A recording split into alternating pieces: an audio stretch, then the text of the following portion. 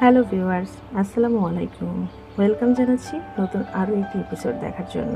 আজকের পর্বে আপনাদের জন্য আয়োজন হচ্ছে তালের কেক। পাকা তালের সুমিষ্ট রস দিয়ে খুব সহজে হাতের কাছে থাকা উপকরণ দিয়ে আপনারা তৈরি করে নিতে পারেন এমন একটা স্পঞ্জি তালের কেক। কেকটি তৈরি করতে কোনো ধরনের বিটার মেশিন বা ব্লেন্ডার মেশিনেরও প্রয়োজন হবে না। তাহলে চলুন শুরু করা যাক কীভাবে সফট তালের কেকটি তৈরি করা যায়। তালের কেক তৈরি করার জন্য লাগছে একটি ডিম, আর ডিমটি আমি নর্মাল টেম্পারেচারে নিয়েছি।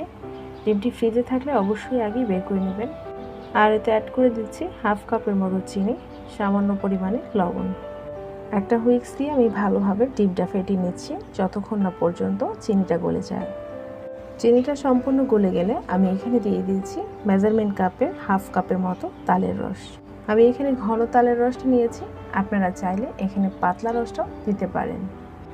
এবার আবারও একটা হুইক্সের মাধ্যমে ঘন তালের রসটা চিনি আর ডিমের সাথে ভালো করে মিশিয়ে নিচ্ছি।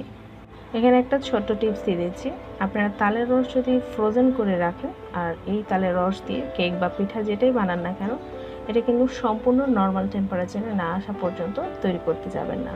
মানে নর্মাল টেম্পারেচারে না আসা পর্যন্ত তৈরি করতে যাবেন না, এই কারণে ফ্রিজের কিছু দিয়ে তৈরি করলে কিন্তু কেকটা আশানুরূপ ফুলবে না।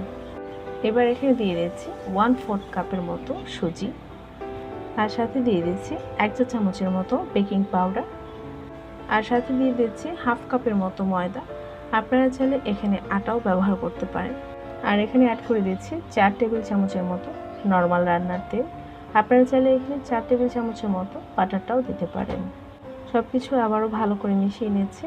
আপনাদের কেকের ঘনত্ব যদি বেশি হয়ে থাকে তাহলে আপনারা এখানে 2 টেবিল চামচের মতো নর্মাল তরল দুধ দিতে পারেন বা পানিটাও ইউজ করতে পারেন। একটা কেক মোল্ড নিয়ে নিয়েছি, আর কেক মোল্ডের মধ্যে একটা পেপার বিছিয়ে তাতে হালকা একটু তেল ব্রাশ করে নিয়েছি। এখন আমি ঢেলে দিচ্ছি সেই কেকের ব্যাটারটা। কেকের ব্যাটারটা ঢালা হয়ে গেলে আমি হালকা হাতে একটু ট্যাপ করে নেব, এতে করে কোনো ধরনের বাবলস থাকলে তা বেরিয়ে যাবে। কেকের ব্যাটার ঢালতে ঢালতে আমি অন্যদিকে একটা হাঁড়ি প্রায় 10 মিনিটের জন্য গরম করে নিয়েছি। হাঁড়িতে একটা স্ট্যান্ড দিয়ে নিচ্ছি, আর এই স্ট্যান্ডের উপরে কেক মোল্ডটা বসিয়ে দিচ্ছি। এই পর্যায়ে এখানে চুলার আঁচ থাকবে মিডিয়াম টু লো হিটে। আপনারা চাইলে এটা ওভেনও বেক করে নিতে পারেন, তখন ওভেনটাকে প্রিহিট করে নিতে হবে 10 মিনিটের জন্য।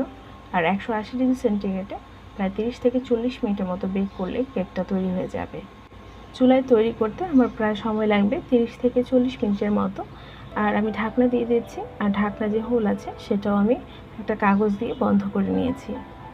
ঠিক 30 থেকে 40 মিনিট পর আমি কেকটাকে হাঁড়ি থেকে নামিয়ে নিয়েছি, আর কেকটাকে সম্পূর্ণ ঠান্ডা করে একটা ছুরির সাহায্যে আমি এটা সাইড থেকে উঠিয়ে মোল্ড আউট করে নিচ্ছি।